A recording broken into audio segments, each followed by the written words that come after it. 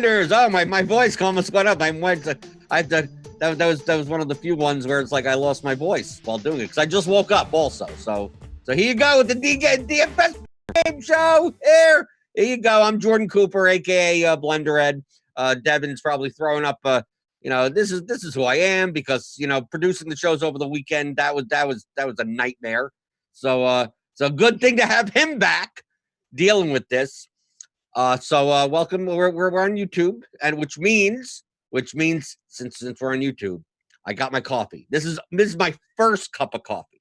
A lot of times we get into this, and this is already my third. That's how late I woke up this morning. So this is my first cup of coffee, and the only way to keep it warm throughout the course of the show is to hit the thumbs up button. Okay, hit the thumbs up, the subscribe button, hit any button. Go on YouTube. Just don't hit the pause button. Don't hit the little X at the window. Just just tap your mouse around. You'll eventually get there.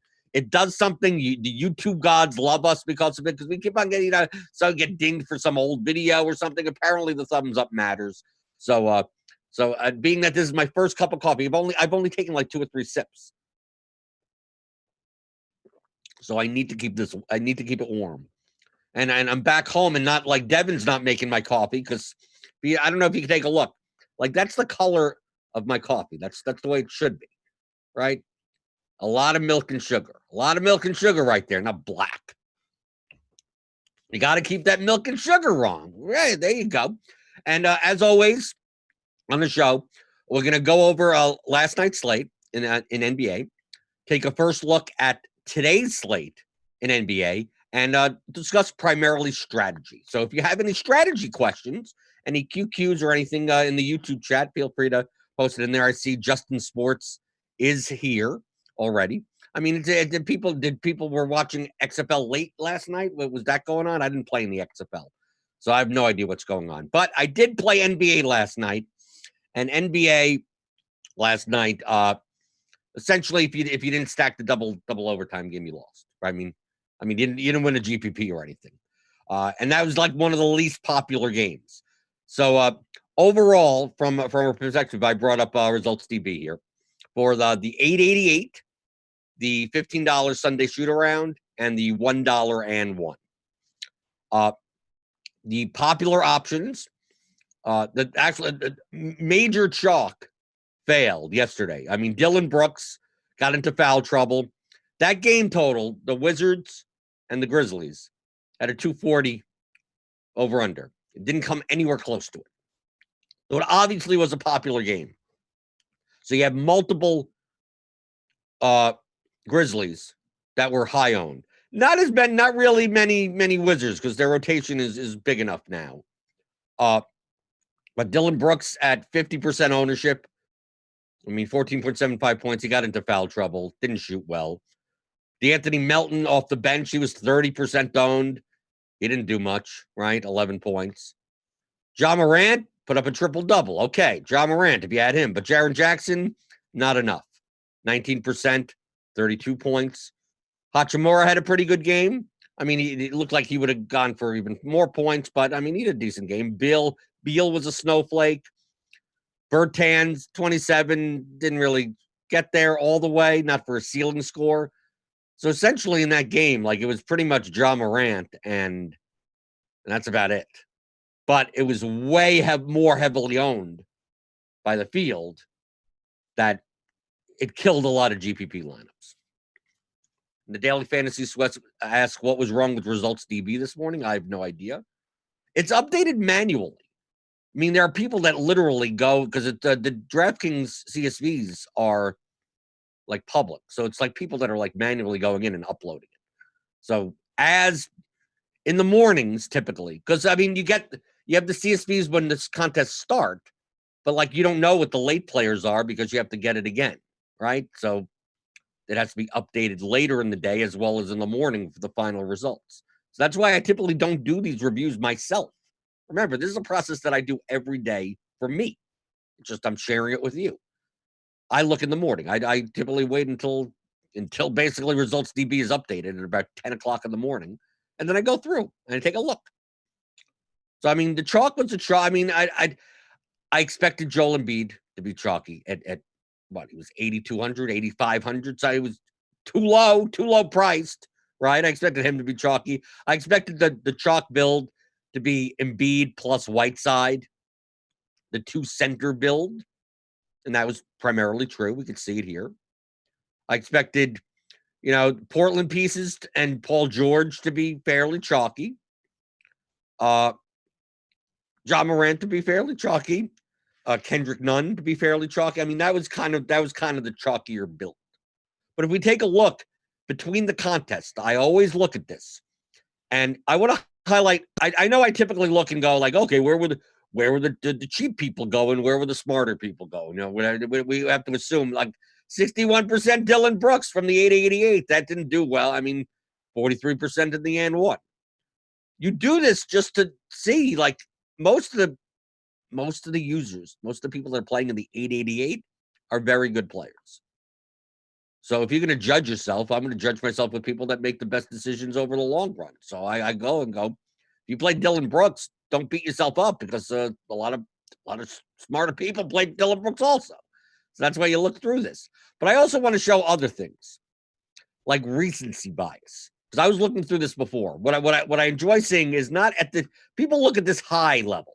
They go here and go, oh, who are the most chalky? What was the difference between the major contests? I like looking at the bottoms. I like looking at like guys that were not rostered barely at all in the 888, but somehow had significant ownership in like the lower stakes contests. Because a lot of people that watch this show are lower stakes players. So I want to help you guys out. That the main difference, because I mean, we take a look here. Zach LaVine was used as much more of a leverage play in the 888, but barely at all in the N1. Josh Jackson was used as a leverage play over probably like DeAnthony Melton or something like that, but not barely in the N1. Jay Crowder, 10% in the 888, 5% in the N1, with not knowing what his role is going to be off the bench for the Heat. Turns out it's going to be a good role, and that if you took a shot on him at 8%, you got 45 points out of it. But I also like looking at the recency bias people. So I look down over here. Like I saw a couple when I was looking before. Where are we going? So I look at it because if you see more green on this side than this side, then that's where you see. So like I'm looking through like Andre Drummond, 2% in the 888, 7% in the N1. John Collins, I mean, he did well. 1% in the 888, 8% in the N1. But then we take a look at Kobe White.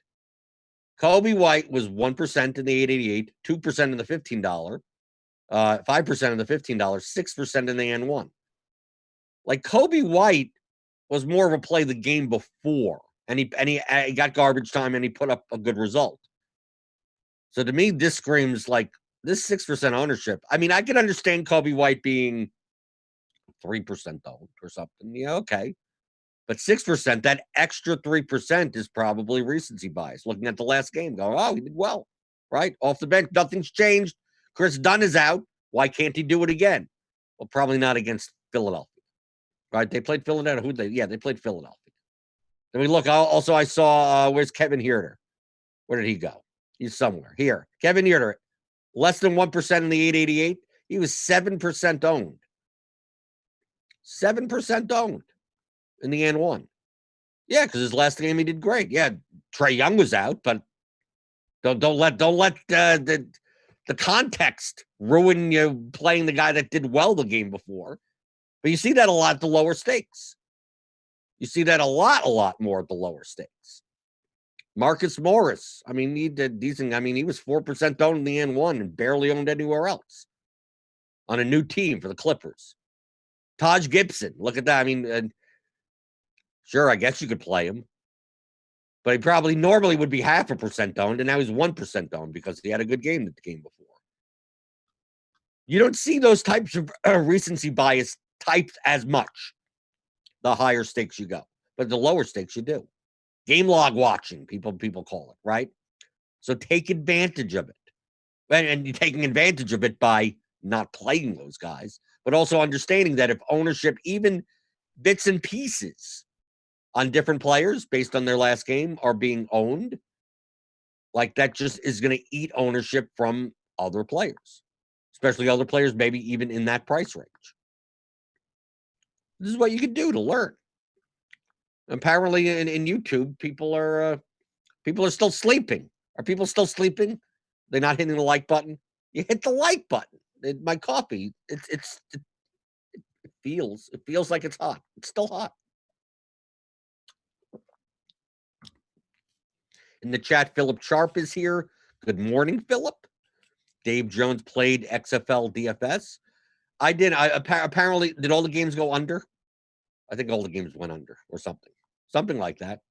All I know is that XFL did not exist before this past weekend, and there are like great contests on DraftKings, and soccer's been around for a while, and we could barely get a GPP over 50K. So I'm a little sore. I'm a little bitter. Playing DFS for 4.5 years and primarily soccer, and apparently, who cares? XFL? Okay, we don't know what's going to happen. Let's just throw money at it. Donnie Watson says that Ennis is confirmed in tonight. Is that big news? Is that big news? Is James Ennis big news today? I have no idea. Okay, so let's go to the Sunday shoot around. I'm going to tell you, it's more important to study the past slates than the current slate. Because once you understand strategy, you can do it for any slate. Just do it for any slate. Make a choice. That's why I pointed out here. On a 6-game slate from last night, I pulled up 6 good players. Right? 6 Papa Gates, Super Me, Mr. Good Seats, Chess is okay, Petty Theft, and Ending. Okay? These are great GPP players. Okay? All played 150 lines in the $15 100K shoot around. Okay? And I'm going to show you, if you take a look at these blue spots, different ways that every different player went. Okay? The key fact that I'm trying to point out is they did something. They made a choice. They found leverage and they pounded it. Did they get it right? Maybe not. But they did make a choice. Okay? So like Papa Gates yesterday, like we're going to go by the field. Okay, to the field in the $15 100K shoot around. So Dylan Brooks, 46%. Paul George, 46%. Embiid, 44%. Melton, 29%. What did these people do? Not who did they choose.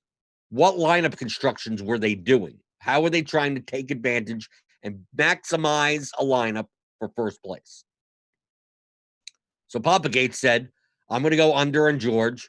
I'm going to go over on Embiid. I'm going to go way over on Westbrook, way over on Anthony. I mean, he just had basically a way over approach. So if we go by Papa Gates, he just built a lot of lineups with, look, Zach LaVine, 64%. Randall, 63%.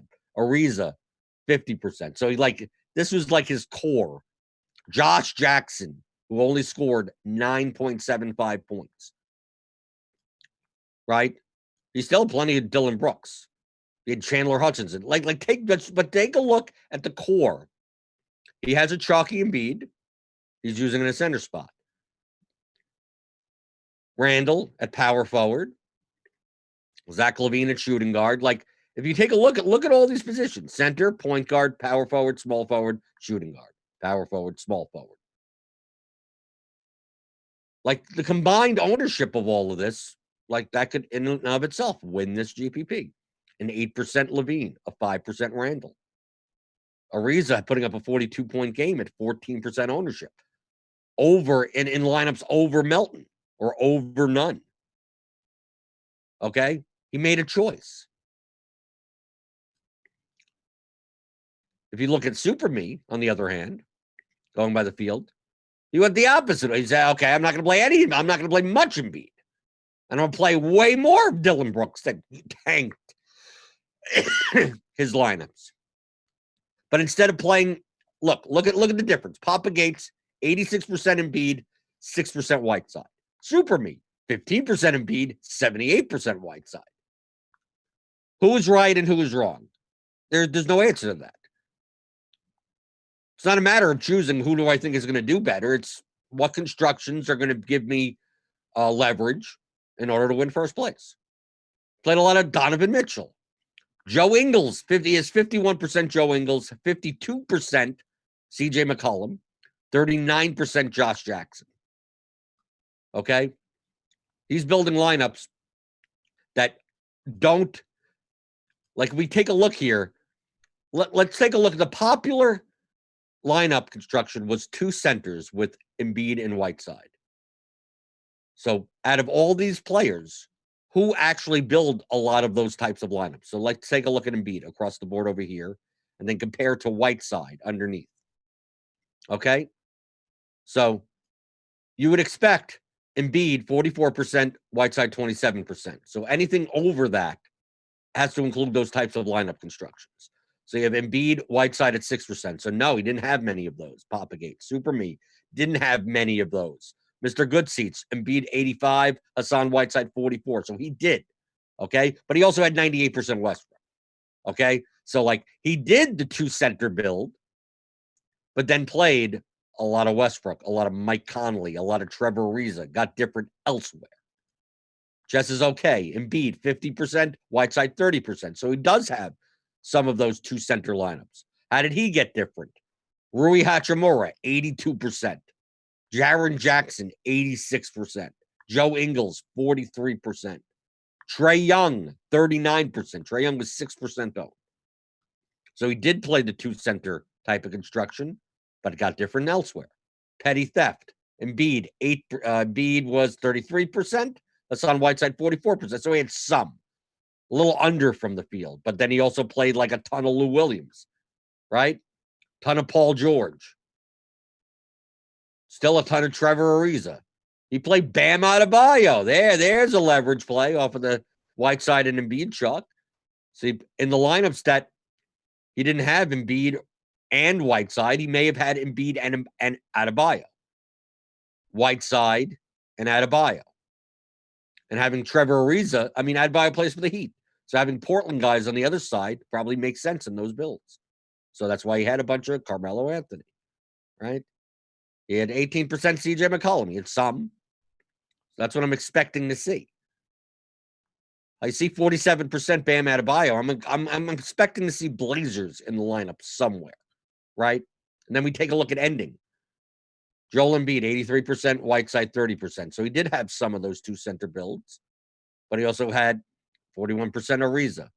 Had a bunch of Valanciunas as leverage, right? So instead of Adebayo, he went with Valanciunas. I mean, Petty Theft also went with Valanciunas for some of those builds, but still McCollum.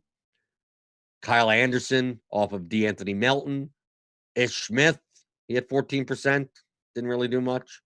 Down here, Kevin Porter put up a good game in garbage time, 18%. 12% Kelly Olynyk at 3% ownership.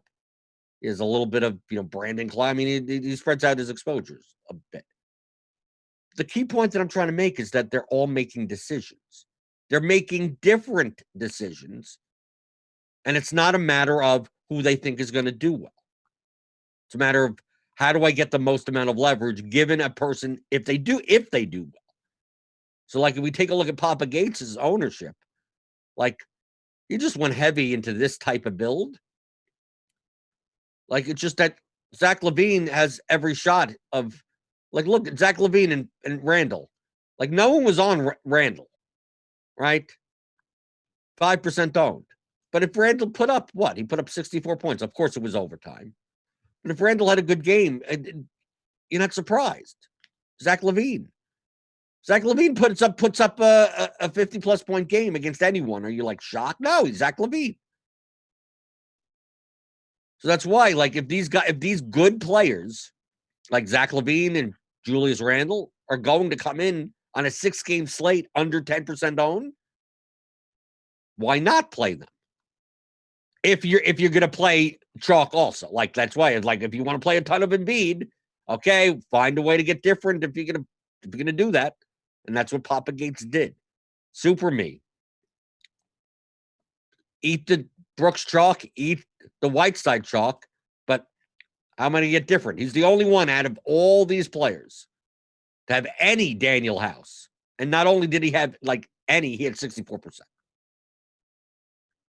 Okay, just like Hey, 4% owned Daniel House. He's going to fill my small forward, power forward spot because that's what he's going to need. That's why, like Joe Ingles here, 51%. So power forward, small forward. What other power forwards do he have? Josh Jackson, Carmelo Anthony. Like the main thing is that he's not playing much Embiid. So he's playing a lot more McCollum, George. But look at the differences in the ownership and how much they're playing them at. But I don't believe Super Me went in going, I think McCollum's going to have a good game. It's just a matter of like, how do I build my lineups differently? Mr. Good Seats. How do I build my lineups differently? I'm just going to have all the Russell Westbrook. Just screw it. Just go all in practically, 98%. That'll make you different, right? Just as okay. I'm going to eat all the George chalk. I'm just going to eat it. A lot of people went under. I'm just going to eat it. I'm going to play the secondary options in the high total game. Jaren Jackson, Hachimura, Melton, Brooks. I mean, he obviously didn't get there, but that's what I'm just going to go over on that. Like some people went under on that game because it was going to be a popular game. He said, screw it, I'm going over. But if I'm going over, I'm going to have like what? 7 times the field on Trae Young, right? 6% Trae Young, I'm going to have 39%. Chalk, played a bunch of chalk, kind of. I mean, Hachimura wasn't really chalk. Then played a lot of Trae Young with it. Petty theft. I'm going to eat the Brooks chalk. I'm going to eat the George chalk. Lou Williams wasn't as chalky. I'm going to play a lot more of that. I'm going to play Bam as a leverage play at center. I'm going to play Ariza as my cheap play and try to avoid some of the Melton stuff. There you go. Ending. I'm just going to eat the Melton chalk, right? Here's the opposite. I'm going to eat the Melton chalk. I'm going to eat the Embiid chalk, but I'm going to play 60% Trae Young and Valanciunas as leverage. And McCollum, that was only 11% owned. All of these players are good players. They all made different types of decisions, but they're all making a similar type of decision. Where do I get leverage? How do I build unique constructions that have high ceilings? Do I go? You don't see many of these people making I'm going to play the field of everyone. Like you don't win that way, right? I'm just gonna. D'Anthony Melton's 30%. I'll just play 30%. Like no, you don't see that. Papa Gates, I guess, the closest. Either they like went in or they didn't. Right? Paul George. 2 guys are like, give me all of them. 1 guy's like, don't give me much at all. Same for Embiid. Trae Young. 2 guys said, I'm getting a ton of these. Got 2 guys, the 2 users. I can't assume that I don't know them. Maybe Super Me is a woman. I don't know. But that's what they did. Like Papa Gates said, no Trae Young. Right? Ending said 60% Trae Young. It's not like they disagreed on if Trae Young is going to do well. It's just a matter of what their construction was going to be. This is what I mean by strategy. Not all the strategies are going to work, but you have to have a strategy. You have to something. You got to do something. If you're playing GPP, even if you're building one lineup, you're going to build one lineup and go, I got to play Melton. I got to play Brooke. Like you're not. Is it a large field GPP? You're not going to win. You have to think in your head. It's like, what's the best place to get leverage? Where should I get? Should I eat Embiid or should I not eat Embiid? If you decide to eat Embiid, then you have to go to the next player. You go, do I eat Paul George? And you go, well, okay, maybe I fade Paul George, but I'll play Lou Williams instead. And you go, okay, now I'm getting a little bit different. And then you go, okay, if I'm going to play Lou Williams, are there any Cavaliers that I want to play? Maybe not on yesterday's slate. But if I'm going to play Embiid, maybe I play Zach LaVine also on the other side of that game as extra leverage. So now I have 2 guards. So I have Embiid, Lou Williams, and Zach LaVine. At that point, you probably have you have a 14% Lou Williams, you have a 5% Zach LaVine, you're eating the Embiid chalk. Like at that point, just like fill in the rest of your lineup. You're probably good. Just play the best plays at that place. Throw it and then go, okay, I'm going to play Trevor Ariza. I'm going to play Dylan Brooks. He's not going to, he's going to kill your lineup. I'm going to play Melton. I mean, the lineup wouldn't end up doing well, but the construction would make sense. And that's what these players are doing. So looking at the YouTube chat, you got Seth A. Good morning, Blender. I know that I'm reading way back. Because I get on a little rant, a little tirade, the teaching tirade. Is that what I should call it? A teaching tirade? And I just want to make sure that they get the points across. Dave Jones said all of the XFL games point spreads went under the total yesterday. Yeah, it under the totals are actually good for DFS if you're a contrarian player. So if you play contrarian, you want games to go under. QQ from Donnie Watson. In single entry last night, I played Gobert and Bam at similar price points and same upside instead of the popular Embiid Whiteside combo. Do you think that was a mistake or no? That's not a mistake. Why is it a mistake? What was your purpose in doing that? You're not playing bad players, right? You're not like, I'm going to get off the chalk by playing a bench guy for 8 minutes. Like you don't do that. You play Bam Adebayo and Rudy Gobert. You play guys that put up 60 points in a game. I mean, like, we're talking about real, actual players. That Embiid and Whiteside are not going to, like take a look at what's Adebayo's. Bam was 8%. Gobert was 12%. Okay, compare that to Embiid and Whiteside, which were 27 and 44%. So Rudy Gobert was 12% owned. Is it 4 times as likely as Embiid putting up a higher score? No. I mean, Embiid was probably a better play. He's going to put up a higher score than Gobert 1.5 times, maybe. I don't know, but not 4 times. So your goal in playing Adebayo or Gobert as opposed to Embiid or Whiteside was for leverage. You got a similar player in a slightly worse spot, a slightly worse play. Okay? But, I mean, not 4 times worse compared to the ownership. Embiid put up a good game. Gobert didn't. Move on to tomorrow. You are not making this decision based on who do you think is going to do well.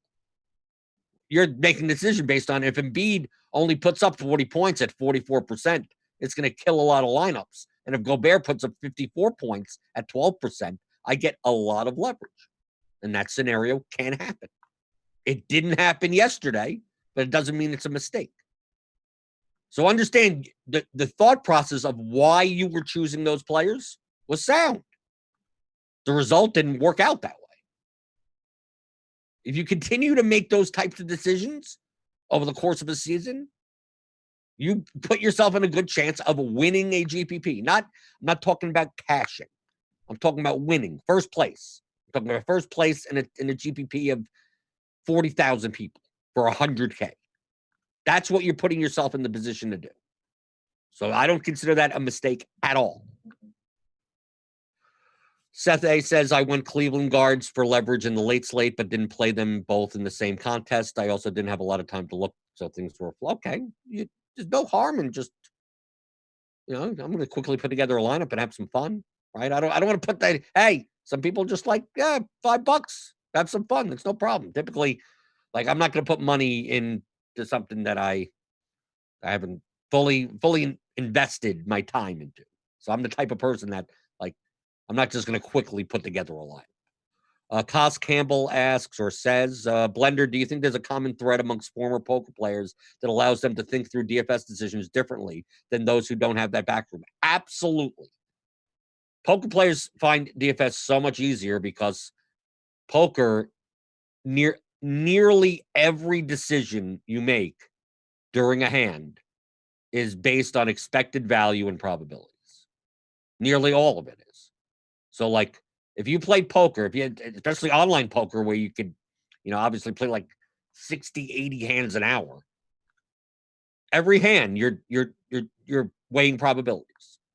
I have ace queen in third position. What are the chances that my hand is best now against against a field of 6 other hands? No one's raised, so you raise, and then 2 people call you, and then you go, okay, What's the probability of what they could have in their ranges when the flop comes out, whatever. Then you're stuck there against two opponents on a queen high board with ace queen, and then you're thinking to yourself, what's the chance? What is the probability that I'm ahead? Like, what's the probability that I bet and they fold? What's the probability of me betting and them raising? What's the probability that if I check that this player will bet? What's the problem? Like that, those are all, this is every hand. And then you're looking going, okay, well, if he has a flush draw, that means he has a 2.2 to 1 chance of completing. So I need to, there's X amount of money in the pot. So I need to bet X. I need to bet $80 in order for his odds to be bad to call. Like you're doing that every hand. Like all of that expected value probability stuff, you're doing literally every hand. So imagine you played for 5, 6, 7, 8 years, and you're playing 40 to 60 hours a week of poker. Okay. And in an hour, even if you're playing live, you're seeing at least 30, 40 hands. That all adds up. You have like million, 2 million, 3 million hands that you've done every hand you're doing that. So imagine bringing that to DFS where that's exactly what you should be thinking. What are the chances that this guy does well in that? Like, I'm not trying to figure out what's going to happen. Just like, what's the probability of this versus this? What's the probability of a lineup with these two guys and then not having that guy is better than a lineup that, what is the feel like? Because you're playing against players. So the same thing in poker, where like at the end of the final card of a hand, I don't want to use like poker terms if people don't play the game. That someone like bets, and then you look at your hand and you go, what are the chances that I have the best hand? Should I call? Should I raise? If I raise, what are the chances that my opponent folds? So you're making a lot of decisions based on the opponents, right? You could be sitting at a table with 9 other players, and if one guy bets and you look down and you don't have the best possible hand, you could fold immediately. And then another, the player sitting right next to them, if they bet and you look down and you see a really weak hand, and you call them. Because based on your observations, there's one player that their likelihood of bluffing in this spot is like 1%. I mean, it's maybe even less than that. And then the net player sitting right next to them, the possibility of them bluffing on this, it could be 50%. Right? Half the time they're bluffing in this spot. And like, I have a hand that beats a bluff. So as long as I'm getting more than even money, I should call, right? Every time. So it's the same type of mentality in DFS. That's why poker players find it so much easier. Thinking in that mindset. And that's why I like doing this type of show, to show, like, look, like all of these exposures that I'm showing right now. They're making choices. They're not predicting outcomes. They're just making choices. If Trevor Ariza is going to be 14% owned because DeAnthony Melton's going to be 30% owned, and people don't have to pay down there because they're using that spot on like a Dylan Brooks or something, why not? I mean, Super Me said, I don't need much. Chess is okay said, okay, I'll have some. But other people say, okay, why not give it a shot? Ariza, we've seen Trevor Ariza play 40 minutes and get 8 fantasy points. We've seen that. So this could have easily been 8 fantasy points. It turned out it was 42. Doesn't mean that the players that played a ton of them are like fortune tellers. They took a shot. Trevor Ariza could have easily just had like 18 points and not would have mattered much. But they're putting themselves in the position to get a first place line. Wall Stress to ask, can you touch on DK increasingly adding entries to the 3 max tournaments but keeping the same prizes? I don't know. How they increase? Huh? Oh, okay. I thought like it's a 3 max tournament. I mean, you can't have more than 3 entries per user, right? I thought maybe they're adding entries but keeping the same price. The payout structure may be different. I mean, they're going to take the rate, whatever it is, and distribute the prize payouts accordingly.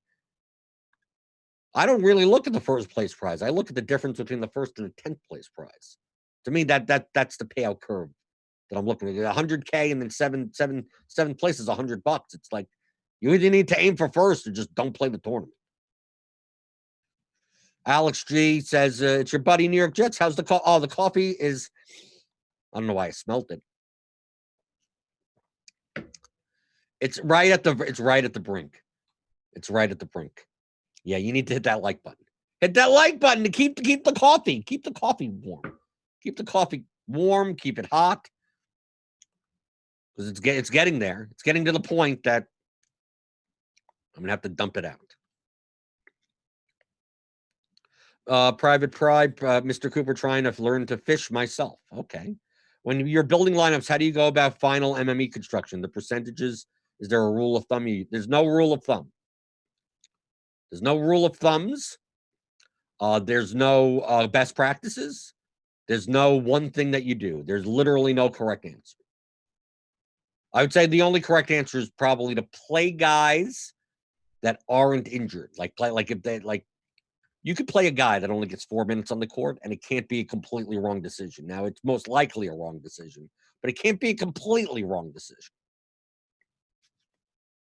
So when people are asking about what percent, like every slate is different. Literally every slate is different.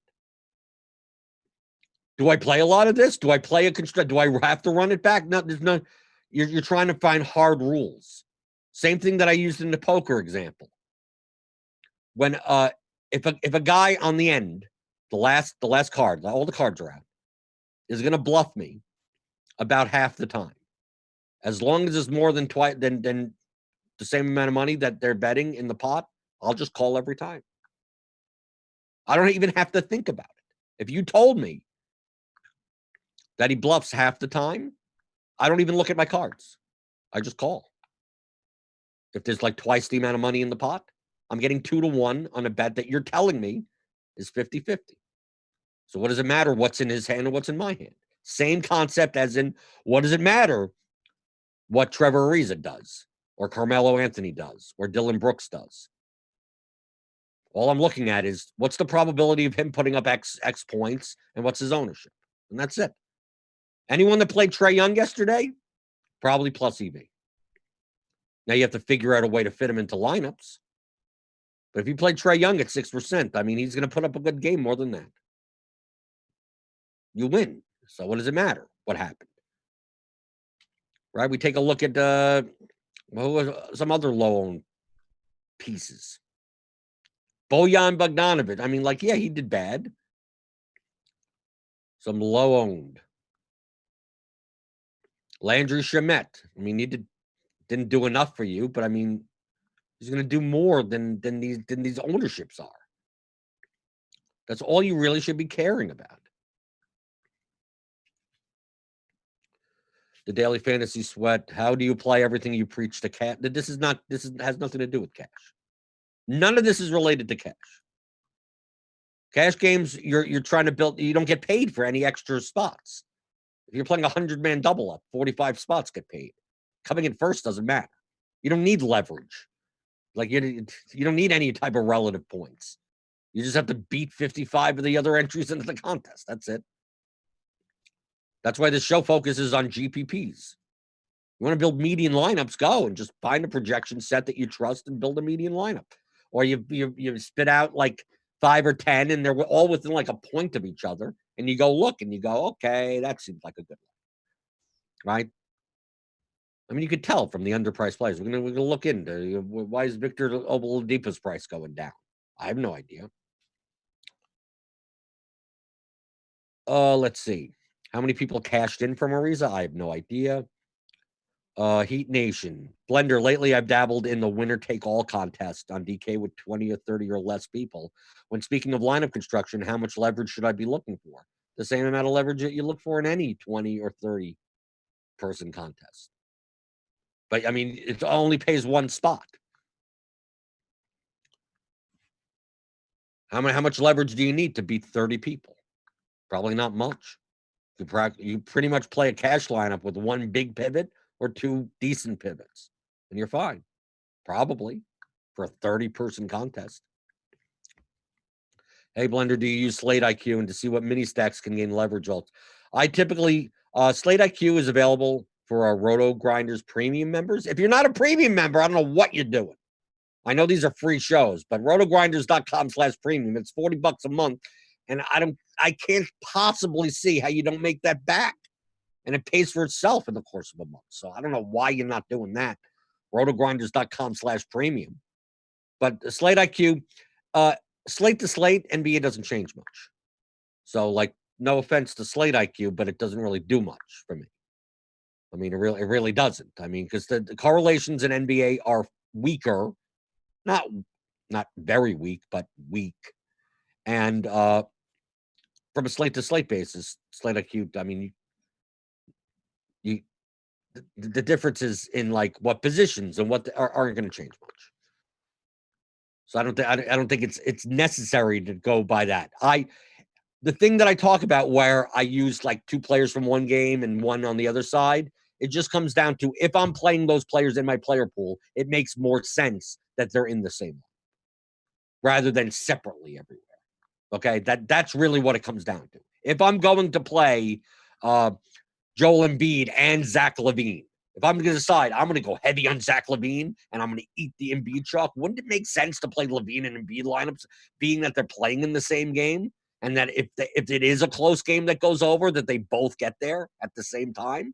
It doesn't make sense to play Embiid in half the lineups and LaVine in the other half without Embiid. I mean, like, that's what I mean by if you're going to play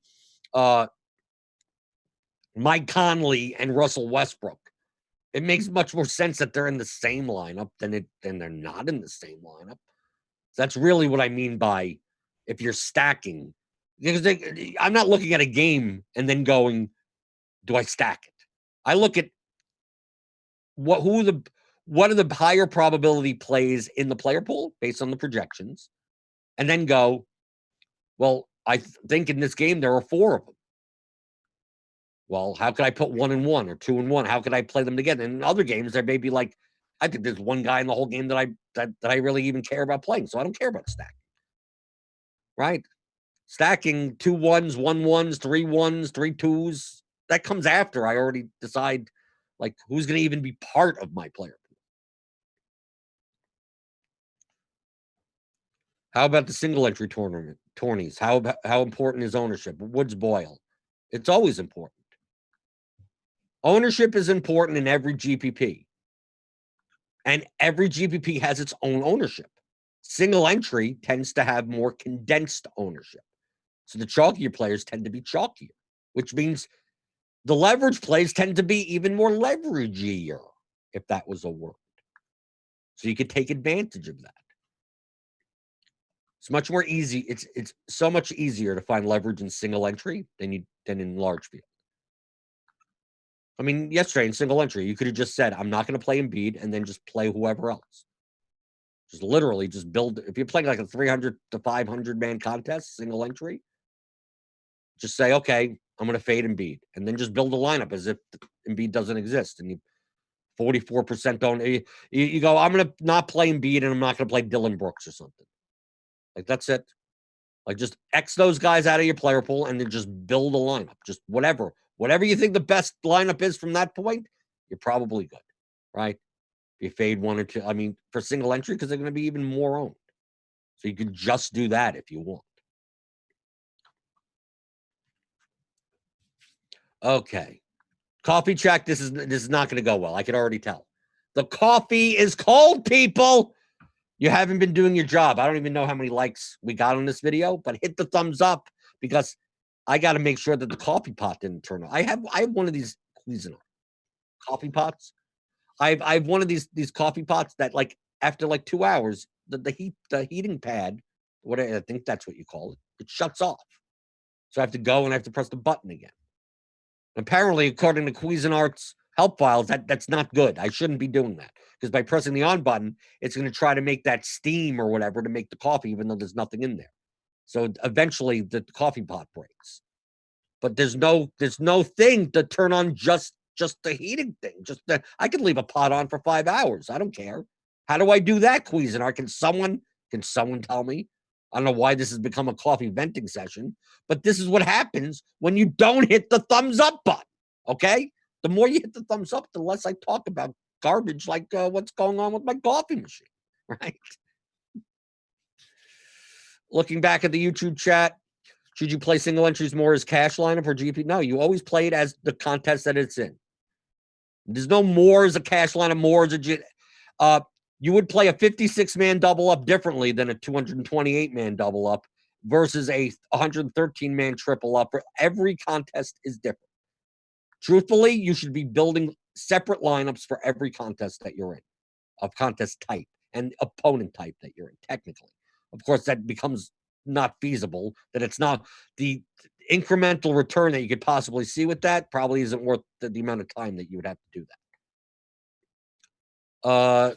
Heat Nation, thank you for your input. One big pivot or two decent pivots and playing a cash lineup. That's how I've been approaching those. I just wanted to confirm if you were in the right mindset.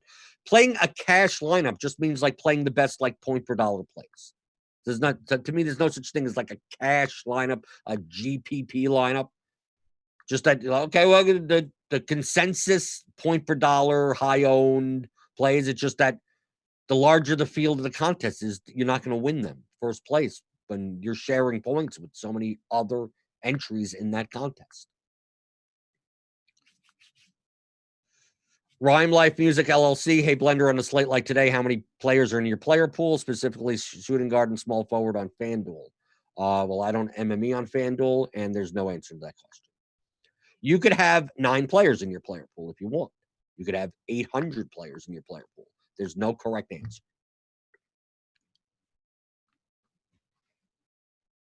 Private Pride, this is a very informative show. Thank you. My favorite guy to listen to just doesn't give picks. What's more important to you, price versus ceiling or ownership? What should win out? It's always ceiling versus ownership. The price doesn't. The ceiling is based on the price. I mean, we take a look here on today's slate, for instance. Like, just sorting it by point per dollar. Like, the ceiling is dependent on the price. Like, if Serge Ibaka was 10K today, like, it's just not worth, like, yes, he could score 50 points. He can score 50 points today. But that's only 5x for 10K, but at 6,500, like, that's great. Devin, Melissa's in the Discord asking what the cowbell player. We don't do cowbells for NBA.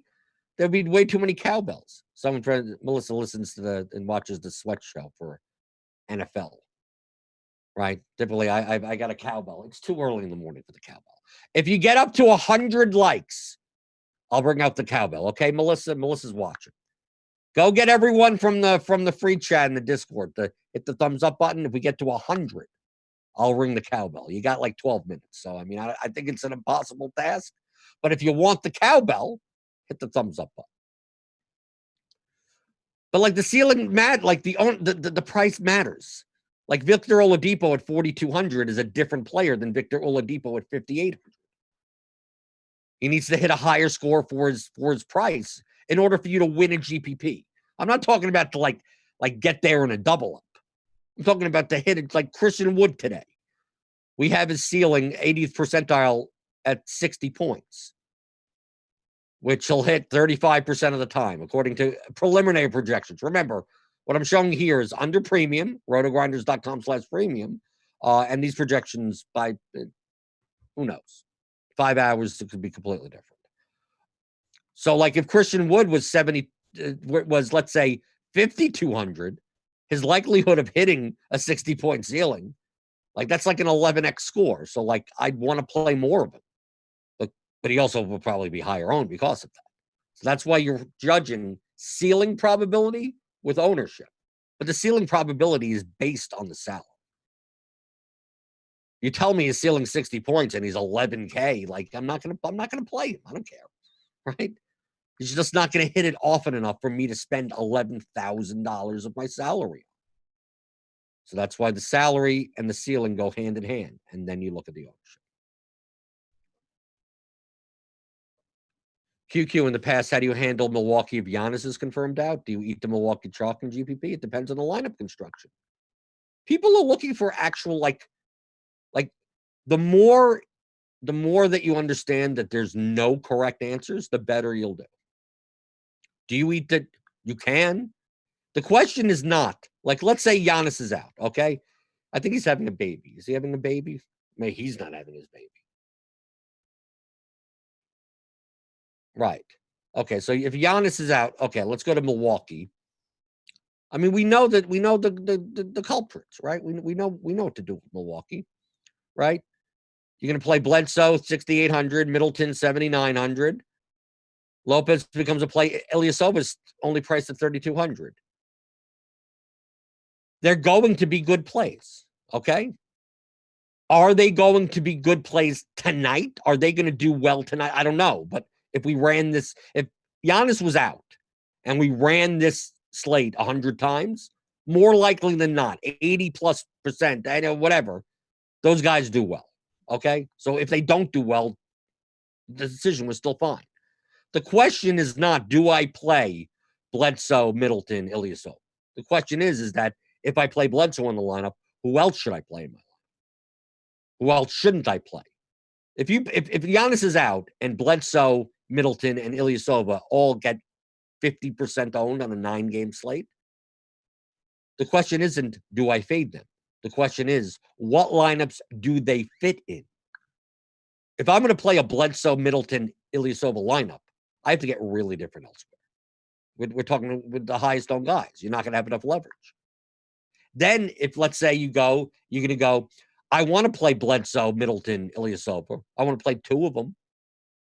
Okay, well, how are you going to get to where do they fit in? Well, Ilyasova is a power forward.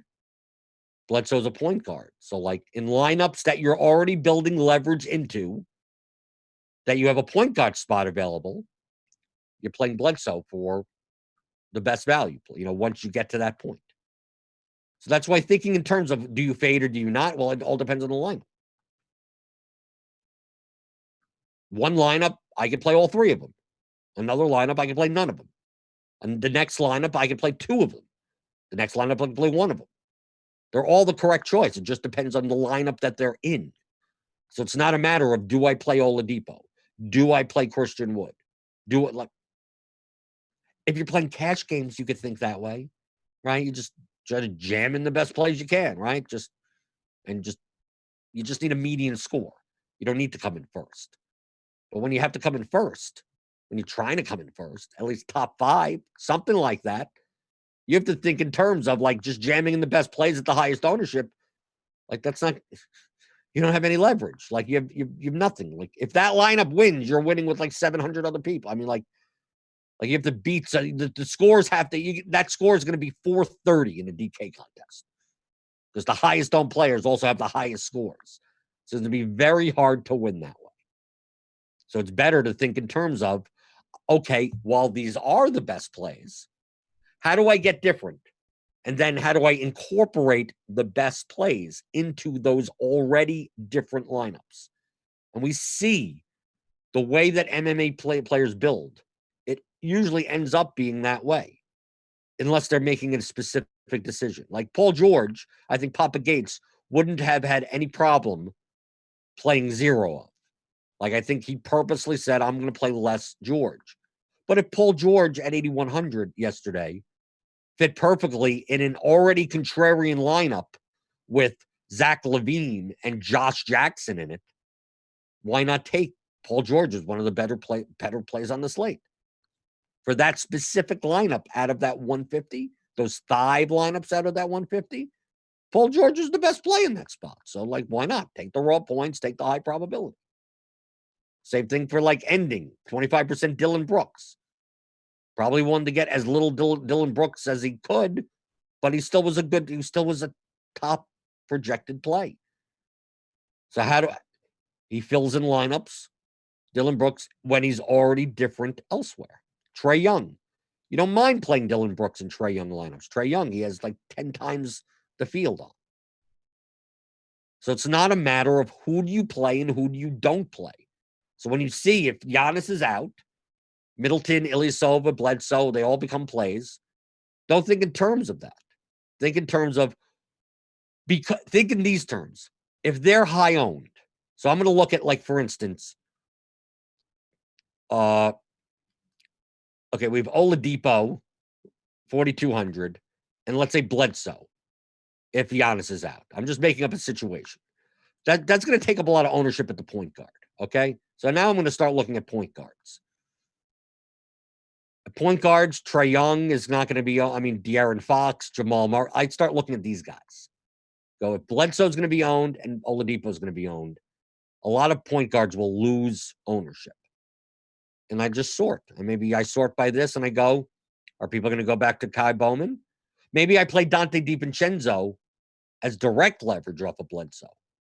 Maybe I play maybe I do this. I play Ricky Rubio and LeBron James. Right? Maybe that's the low own. Maybe no one who's going to pay for James and LeBron. Maybe not. They're going to expect the Suns, to get blown out or something. I don't know. So you play that. You go Rubio, and because it's at a point guard spot that is already, all this ownership is being sucked up by other players. So I make that decision first. Then once I make that decision, I could just start putting in, like, if I'm playing Rubio at 6% owned and LeBron at 10% owned, like, at that point, I have enough leverage. So just fine. I'll play Ilyasova. I'll play Middleton. I'll play Oladipo. I'll just give me the best plays at that point. So I think that's the better way of thinking. Don't think in terms of, do I play or fade the chalk guys? Think in terms of, because they're chalk, who's going under owned? Yesterday we saw, because Embiid and Whiteside and Dylan Brooks and Paul George and all that, like Trae Young, Julius Randle, they're sitting there at under 10% owned on a 6-game slate. These are good players. People think in terms of, do I fade that? Not thinking in terms of, like, who's under owned.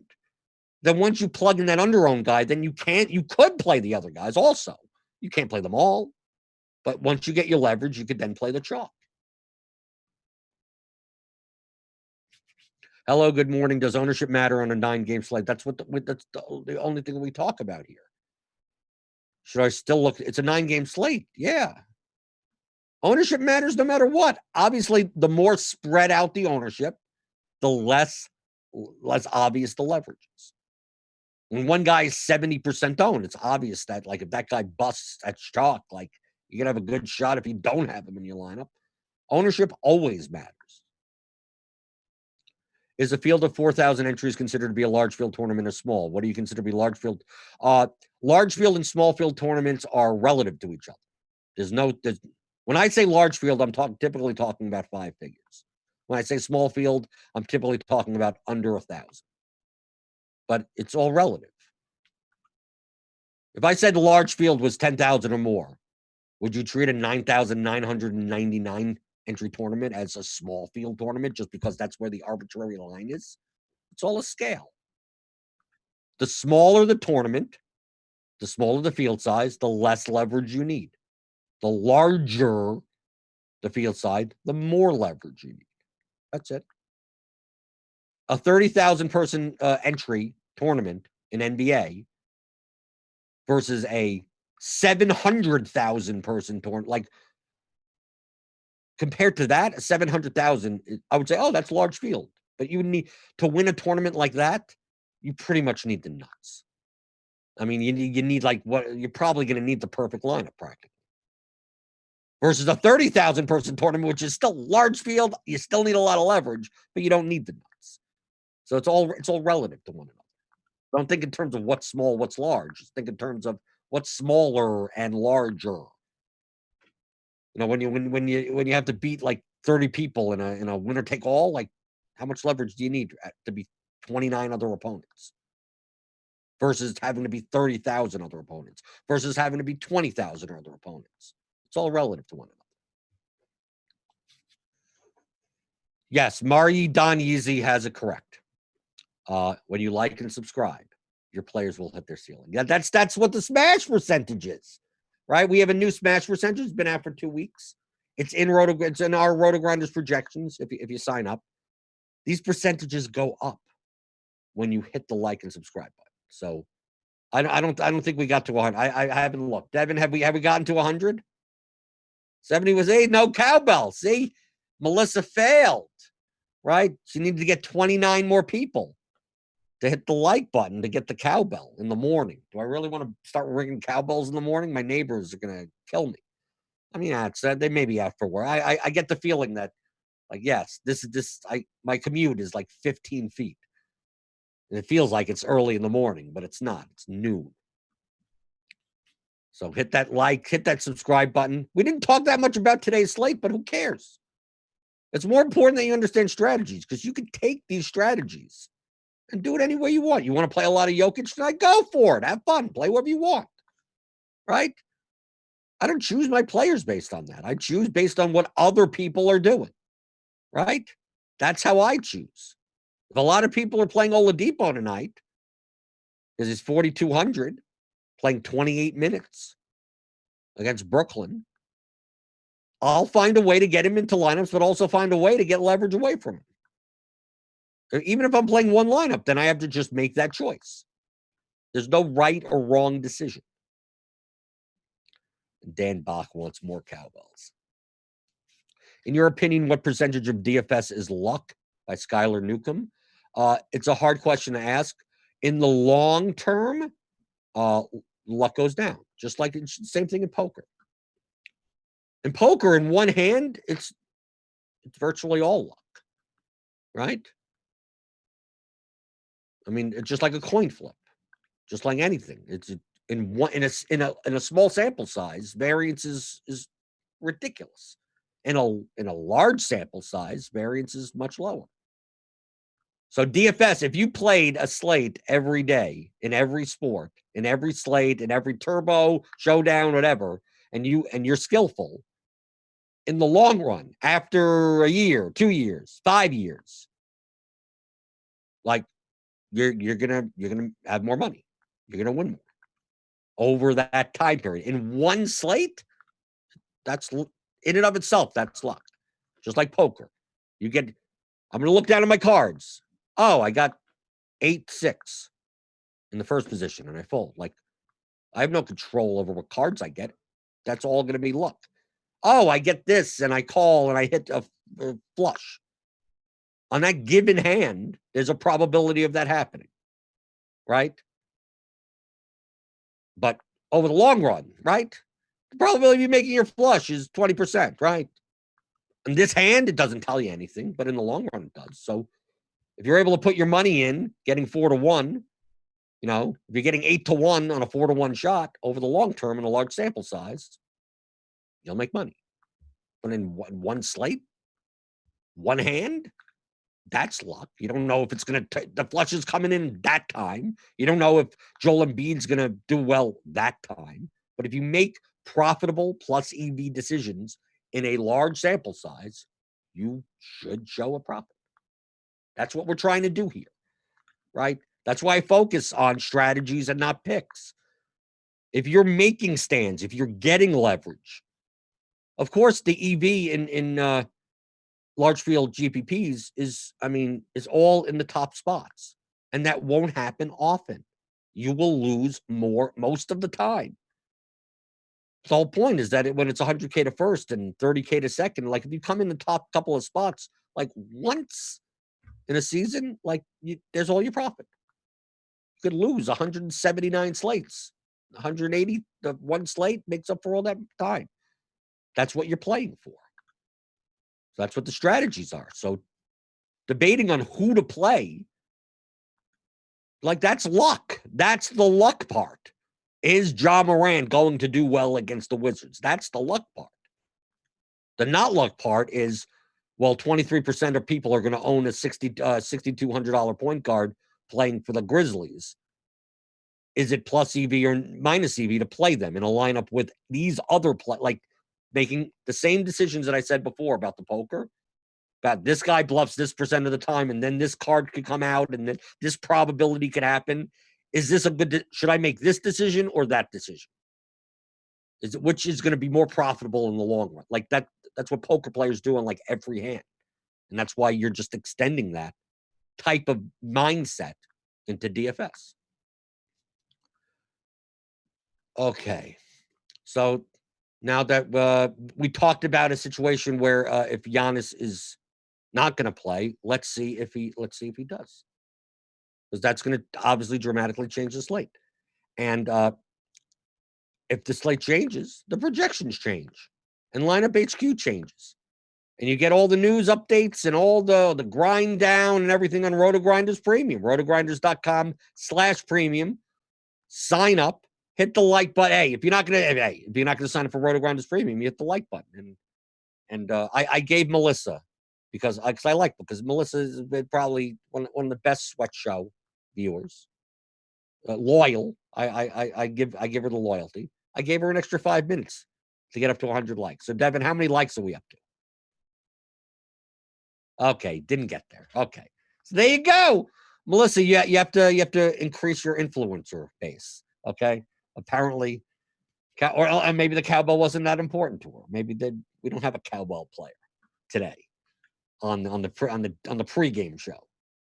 Yeah, I don't think I'm going to be ringing the cowbell much on a morning show. So thanks for watching on the YouTubes. On the YouTubes, like, subscribe. How many times can I mention this? I have no idea. My coffee is now pretty much cold, so I'm gonna have to refill it. But I'll be back. I'll be back Thursday, I believe, and then we have the All-Star break. So until then, you've been watching the DFS pregame show on RotoGrinders.com.